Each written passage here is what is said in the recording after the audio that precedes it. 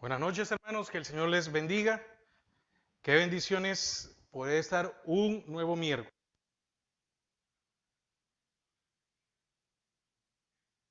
Este día vamos a ver el tema de las ofrendas expiatorias.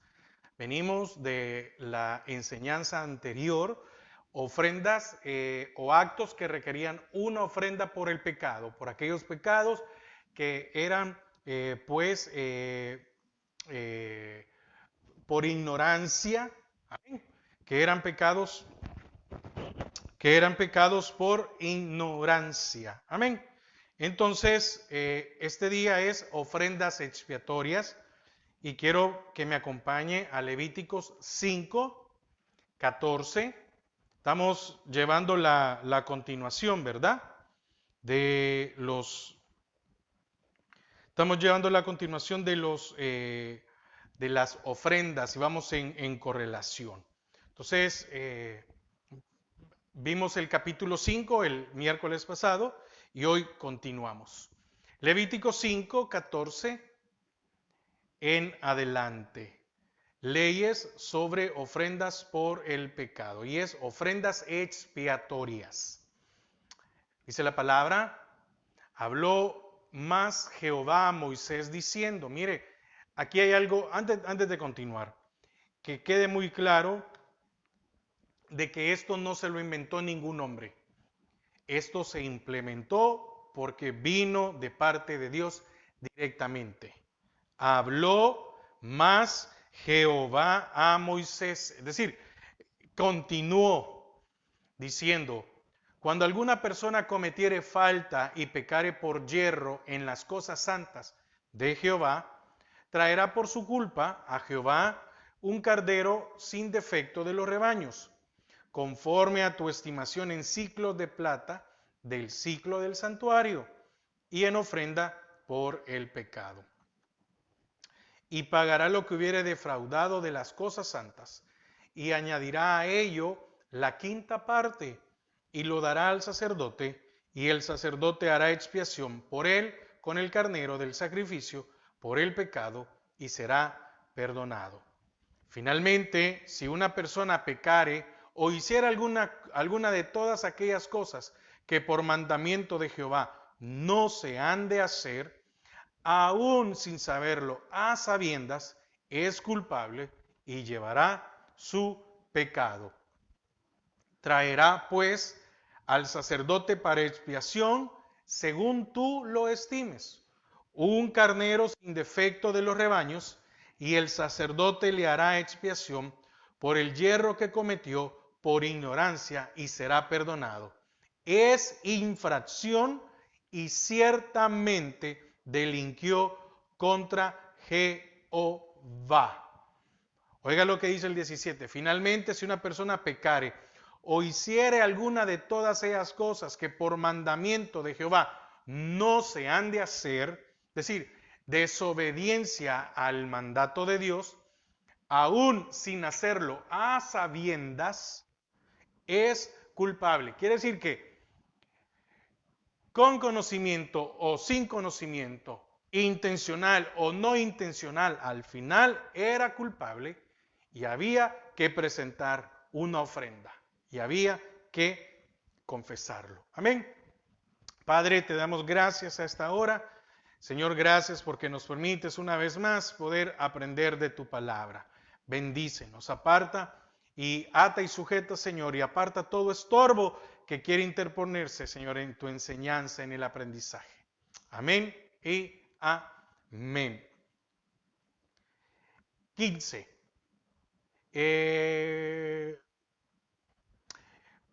5:15. Cuando alguna persona cometiere falta y pecare por yerro en las cosas santas de Jehová, permítame un momento, siento que estamos teniendo un falso, déjame hacer un cambio.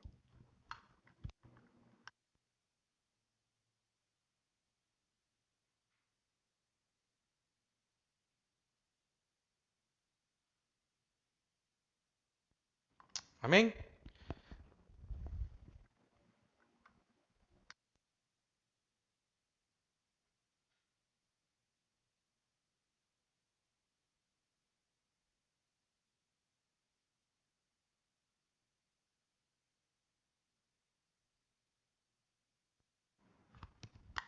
Amén. Hoy sí, disculpe la interrupción. No quería que a media enseñanza estuviera, porque se oía como que se estaba apagando. Amén. Entonces, por las cosas santas, el 15, 5:15, cuando alguna persona cometiere falta y pecare por yerro en las cosas santas de Jehová, ¿qué son las cosas santas? Transgredir por ignorancia las cosas santas de Dios. Tenía que ver con todo lo relacionado con el tabernáculo. Las fiestas, si no se cumplían, los primeros frutos, si no se llevaban, la consagración de alguna cosa a Dios. Se me fue, no sabía cómo era esto, no sabía cómo que había que dar aquello. Si se olvidaban de traer los diezmos o traían menos. No, es que mire, fíjese que mi diezmo son $10, pero necesitaba pagar, entonces solo traje 6 porque ocupé el otro para completar, porque si no, no podía completar lo que tenía que pagar. Entonces debían llevar el todo más una quinta parte o el 20%. ¿Qué significa? Quiere decir que si el diezmo son $10 y no lo había llevado completo, tiene que completarlo más quintarlo. Es decir, ¿cuál es la quinta parte de $10? $2 o el 20%. Entonces solo había llevado 6, tenía que llevar 4 para completar el diezmo y 2 por lo que había no llevado. No es que de los $4 que no había llevado, de eso iba a quintar. No, era de todo. Entonces, esto lo que quería mostrar era que no se podía robar a Dios en las cosas santas. Si lo hemos hecho por ignorancia, porque cuántos de nosotros no lo hemos dado, lo hemos llevado incompleto, esto me salió, entonces ¿qué? Entonces, hay un sacrificio que pagar por nuestras transgresiones. Amén. Ahora, segundo, por ignorar los mandamientos de Dios. Si alguna persona hacía algo en los mandamientos que era prohibido, aunque haya sido por ignorancia, debía de pagar por su pecado y tenía que traer un carnero como ofrenda. Repito, por ignorar los mandamientos de Dios. Porque, ¿dónde leímos? En el 5, ¿verdad? En el 5:17. Finalmente, si una persona pecare o hiciera alguna de todas aquellas cosas que por mandamiento de Jehová no se han de hacer, ¿ok? Consciente, y aún sin hacerlo a sabienda, inconscientemente, es culpable y llevará su pecado. Entonces, tenemos la palabra de Dios y ¿cuántos de nosotros fallamos en leerla? ¿Cuántos de nosotros tenemos la palabra de Dios y no hemos aprendido? ¿Cuántos de nosotros desperdiciamos o no valoramos las enseñanzas que se dan en la iglesia? ¿Cuántas veces el pastor, un ministro, un hermano, un ayudo ha traído una enseñanza y no le hemos puesto atención?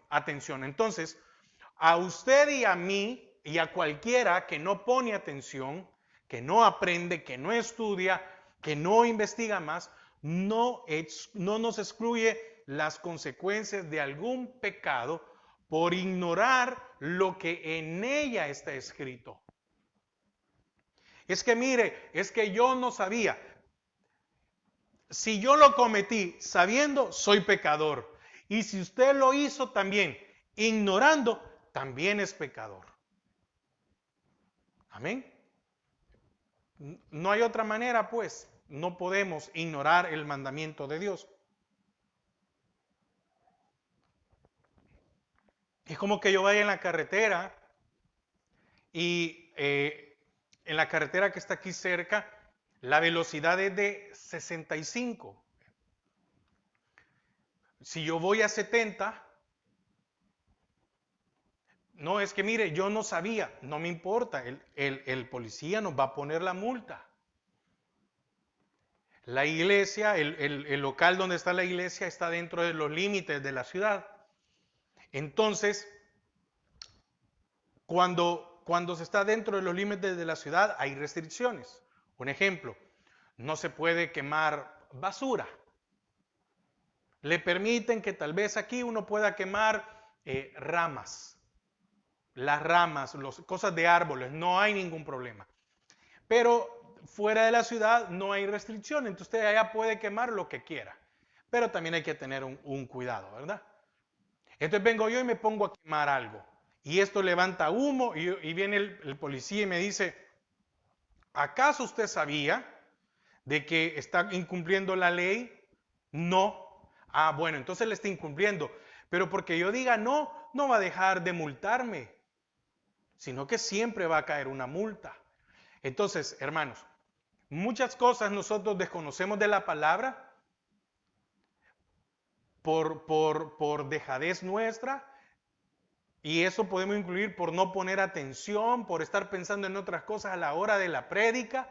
Hermanos, ¿cuánta gente a la hora de la prédica está leyendo la Biblia? Tal vez uno solo lee un versículo, pero como ellos, ahí se da cuenta uno de que ellos en la semana no leen la palabra. Entonces se ponen a leer todo el capítulo y en lo que ellos están leyendo, uno está explicando algo. No lo oyó, no lo entendió, no lo escuchó, etcétera. Eso no exime a nadie de la culpa. Amén. Levítico 6, del 1 al 3, porque el tercero es por prevaricación contra Dios. Habló, oiga, otra vez, habló Jehová a Moisés diciendo, cuando una persona pecare e hiciere prevaricación contra Jehová y negare a su prójimo lo encomendado o dejado en su mano, o bien robare o calumniare a su prójimo, o habiendo hallado lo perdido después lo negare y jurare en falso, en algunas de todas aquellas cosas en que suele pecar el hombre. Amén. Entonces, fíjese que en estos versículos 2 y 3 se mencionan las diferentes formas de prevaricar contra Dios. ¿Como cuáles? Rehusar devolver un depósito de algo que se tomó prestado o se tomó alquilado. Rehusar devolver algo que se le ha confiado. Hurtar, que es tomar algo por la fuerza, u oprimir a su prójimo, o por encontrar un artículo perdido y mentir jurando que no lo tiene. Un ejemplo, se pierde un celular y usted se lo encontró y usted no dijo nada. Y lo que muchos hacen cuando se encuentra un celular es apagarlo para que no llamen. ¿Sí? Apagarlo, ¿verdad? Para que no llamen. Y ahí después, ¿cómo se llama? Resetearlo. Y muchas veces pagar para que lo desbloqueen y ocuparlo uno. Eso es prevaricar contra Dios. Repito, no querer devolver un depósito de algo que se tomó prestado o se tomó alquilado. No querer devolver algo que se le ha confiado, se le dio algo a alguien y no querer devolverlo, o hurtarlo, es decir, tomarlo algo por la fuerza, porque no devolver algo que se le dio es robar.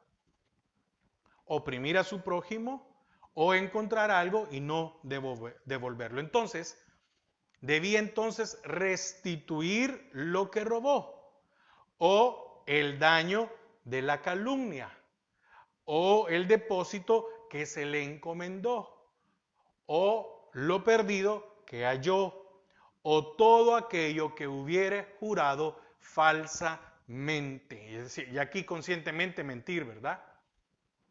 ¿Quién tomó tal cosa? No, yo no fui.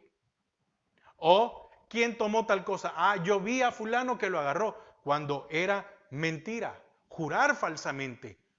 ¿Y cuántas veces por proteger a alguien o por protegernos a nosotros mismos, mentimos? Entonces, debía ser una completa restitución. Entonces dice el versículo 4.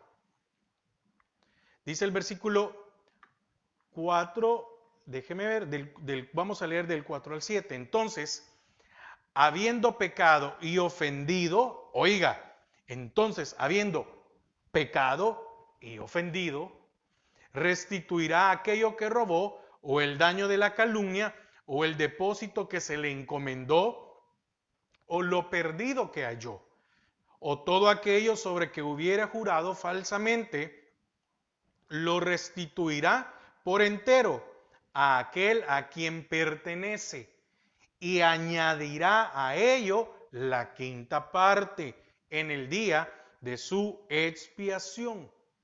Y para expiación de su culpa traerá a Jehová un carnero sin defecto de los rebaños conforme a tu estimación, y lo dará al sacerdote para la expiación.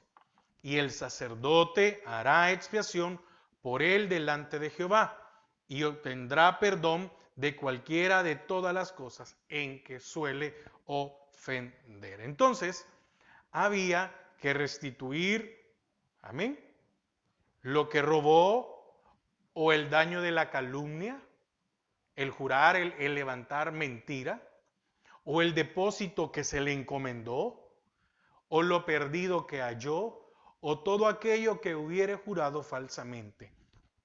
Debía ser una completa restitución, y en el día del rescate añadir una quinta parte o un 20%. Si yo cometí y le robé a alguien $10, no solo era que tenía que devolver los 10, sino que aumentarle un 20%. Tenía que dar 12. Y para la expiación de su culpa, mire, es que son dos cosas muy diferentes. Una es lo que había hecho con el prójimo, y eso no saldaba la deuda con Dios. Y para la expiación de su culpa, debía traer a Dios un carnero sin defecto como ofrenda. Amén. Entonces, aquí descubrimos que robar es algo más que solo el hecho de quitarle algo a alguien. Porque no solo era devolver, dar la restitución, sino que también había que presentarse delante de Jehová. Encontrar algo y no regresarlo, o rehusarse a regresar algo prestado, son formas de robo. Repito, encontrar algo y no regresarlo, o rehusarse a regresar algo prestado, son otras formas de robo. Estos son pecados contra Dios, y no solo contra su vecino o extraño. Porque es lo que leímos, ¿verdad? En el 2:3 de Levítico 6. Cuando una persona pecare e hiciere prevaricación contra Jehová. Oiga, prevaricó contra Jehová. No es que, no hay ningún problema, no hay consecuencias, o Dios no se va a dar cuenta de lo que se hizo, ¿verdad?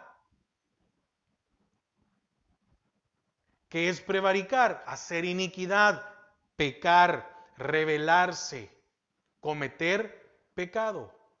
Eso es prevaricar. Entonces, cuando una persona pecare e hiciere, oiga, pecare e hiciere, volvamos otra vez,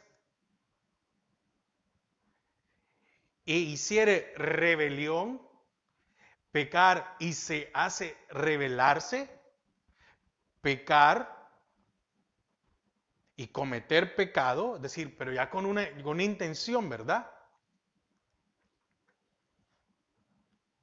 Contra Jehová. Oiga, ¿contra quién es primero? Contra él. Y negare a su prójimo lo encomendado, dejado en su mano, o bien robar y calumniar a su prójimo, o habiendo hallado lo perdido después. Mire, es que primero lo que hagamos va contra Jehová. ¿Por qué? Porque nosotros estamos quebrantando su ley. Y después automáticamente es contra nuestro hermano. Pero entonces dice, cuando había que hacer la restitución, primero ves, oiga, primero ve y arréglate con tu hermano. ¿O no es así cuando cuando dice allá en el Nuevo Testamento de traer la ofrenda. No, no, no, pero deja tu ofrenda ahí en el altar. No, no, no. A mí todavía no me traigas nada. Primero ve y arréglate con tu hermano. Y después que te hayas arreglado con tu hermano, entonces presenta tu ofrenda. Entonces, ofrendas expiatorias. Dijimos que es por las cosas santas, por ignorar los mandamientos de Dios y por prevaricación contra Dios. Entonces, es un pecado contra Dios engañar al prójimo. Es un pecado contra Dios hacerle daño al prójimo. Porque esa persona pierde la confianza de los demás. Se engaña a alguien cuando se toma algo prestado y se promete pagar dentro de cierto plazo o cierto tiempo y no se cumple. ¿Cuántas personas piden prestado y no pagan? Y no pagan en el tiempo que dijeron, en el tiempo que prometieron hacerlo. Le han fallado a Dios y le han fallado al prójimo.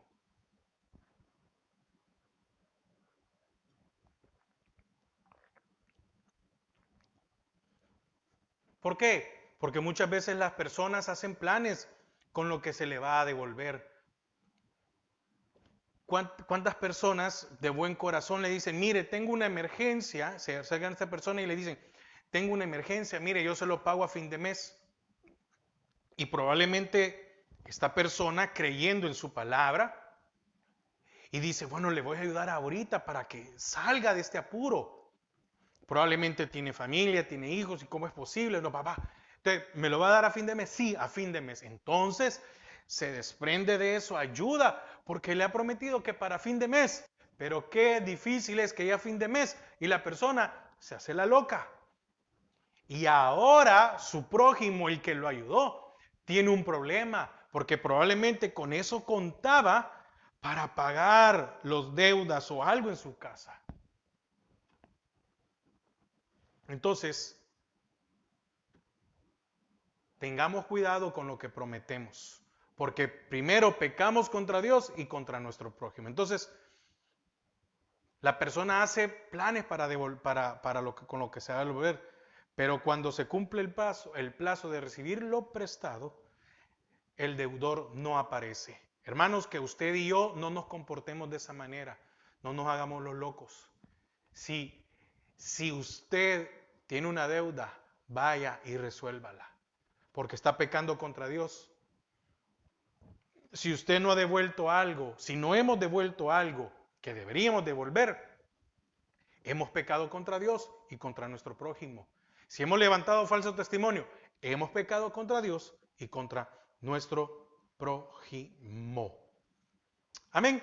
Y vamos a ver como segundo tema o continuación la ofrenda de paz. Tenemos tiempo, no quiero dejar corto. Así que acompáñeme a Levítico 7:28. Levítico 7:28.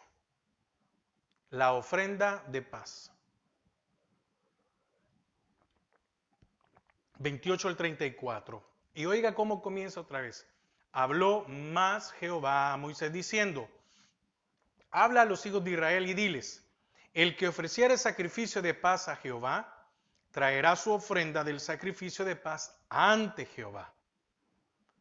Repito, el que ofreciere sacrificio de paz a Jehová, el que ofreciere, el que prometiere, el que dijo lo voy a hacer, lo tiene que cumplir. Traerá su ofrenda del sacrificio de paz ante Jehová.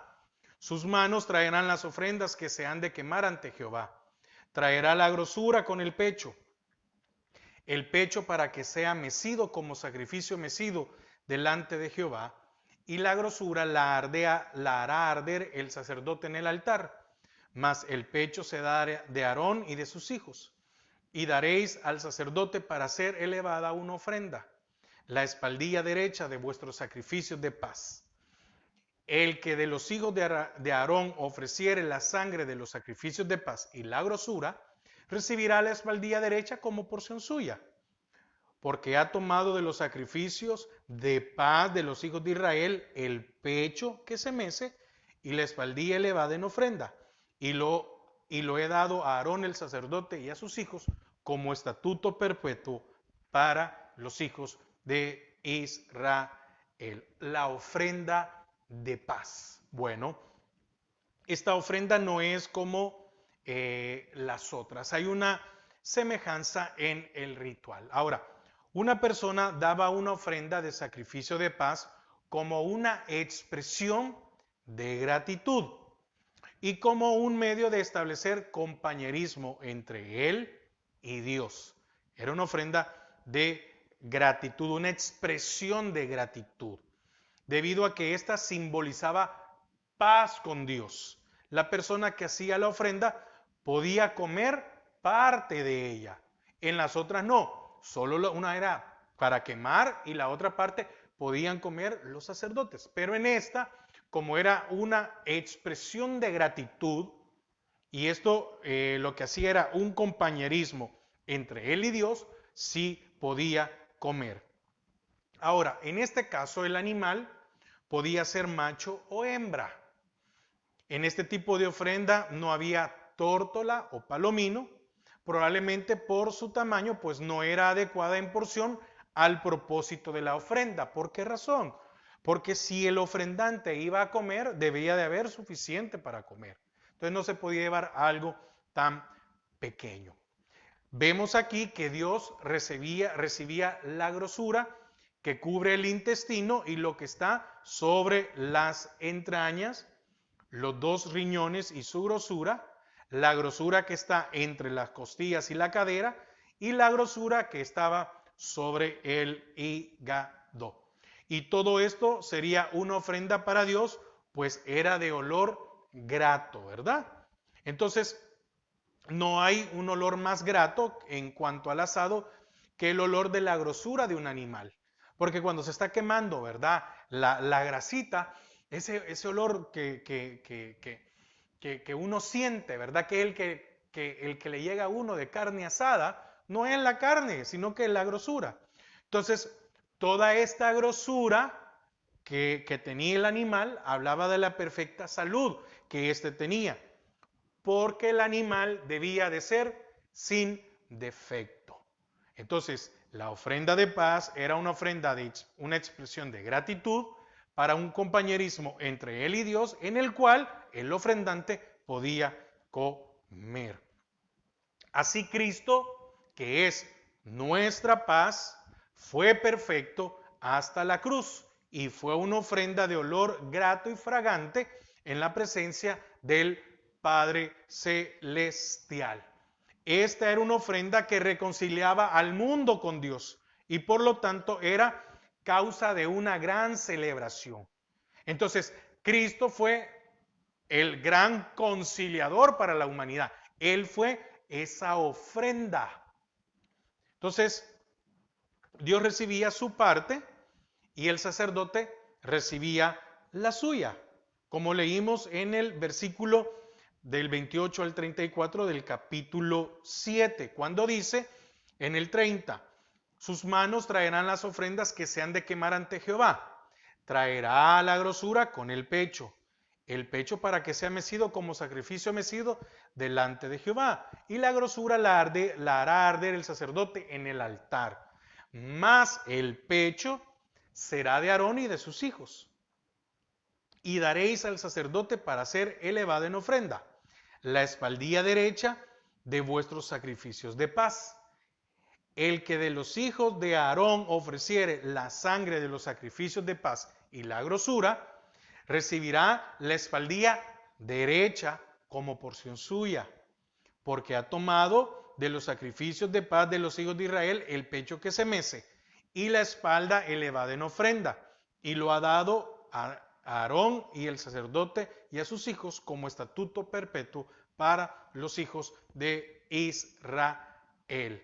Entonces, el sacerdote que llevaba a cabo el servicio recibía el pecho. ¿Qué significa el pecho? Símbolo de afecto. ¿Sí? Cuando usted abraza a alguien, ¿verdad?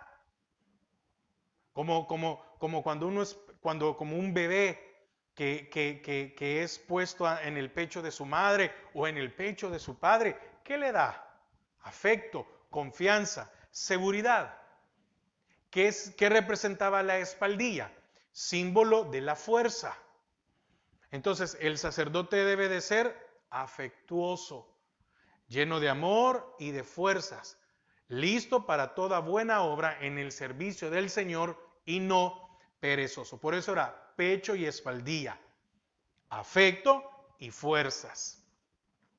El ofrendante que traía lo que correspondía a Dios y a los sacerdotes se quedaba con todo lo demás y lo llevaba fuera a un lugar limpio.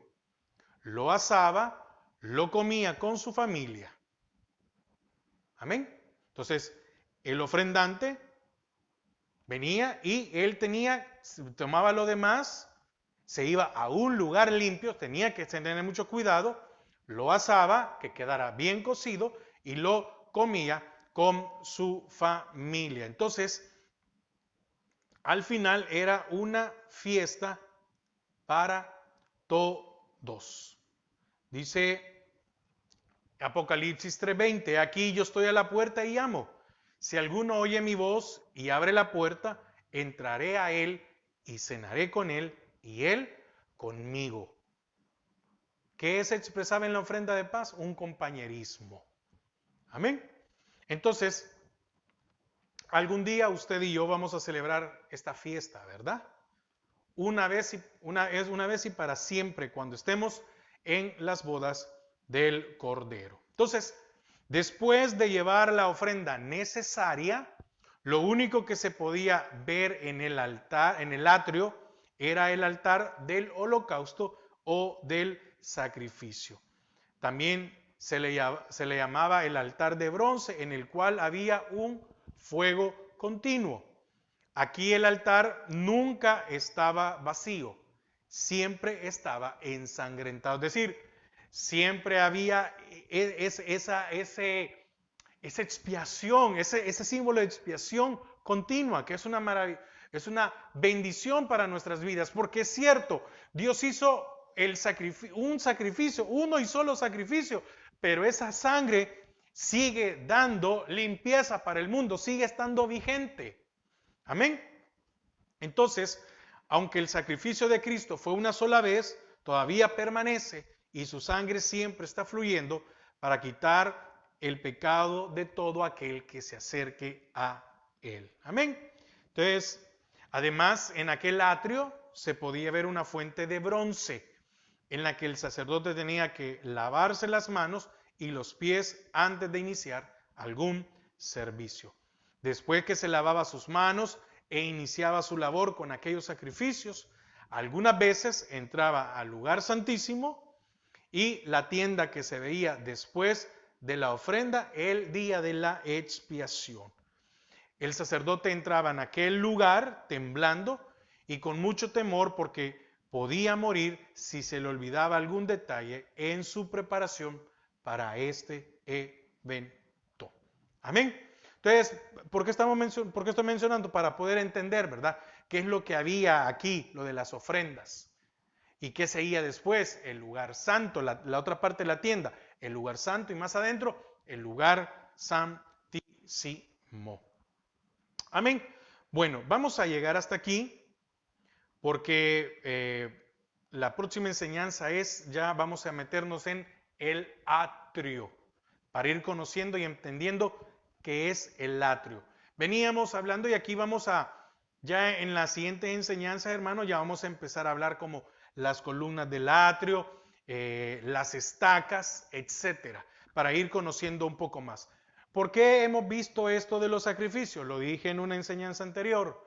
Vimos las 4 columnas que al final se hacen 3 entradas y que estas 3 entradas, aunque se tomaba como una sola, representaban la Trinidad, que el Señor es uno solo, y era por medio de esta puerta que se llegaba a los sacrificios. Así que aquel que tenía que presentar un sacrificio o una ofrenda, como lo hemos estudiado en estas enseñanzas, tenía que pasar por esa puerta. Por eso fue que nos detuvimos un poco en el hecho de hablar de la puerta del atrio y decir, pero esperen, vamos a hablar de lo que había que pasar. Y la próxima enseñanza ya empezamos a ver un poco más de las herramientas, utensilios y de lo que se ocupaba para el tabernáculo. Y en este caso es el atrio. Amén.